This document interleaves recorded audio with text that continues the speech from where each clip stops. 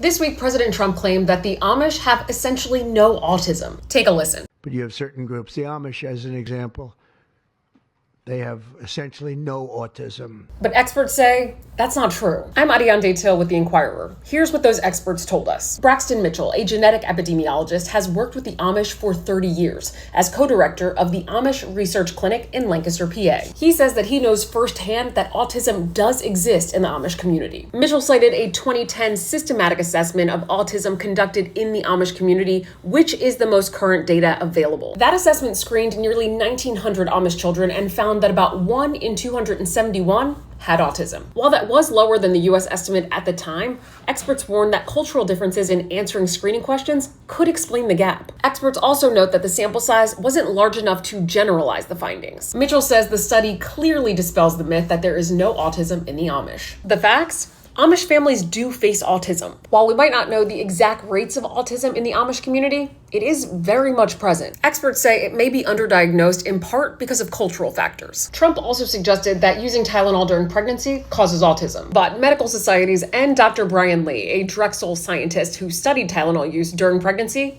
disagreed. Lee's finding lines up with standard medical guidance, which for years has recommended that pregnant women take Tylenol, also known as acetaminophen, to combat pain or fevers, which themselves can be dangerous during pregnancy. See, Bobby wants to be very careful with what he says, and he should, but I'm not so careful with what I say. For more information on this story, read this article by Kayla Yup at Inquirer.com/health.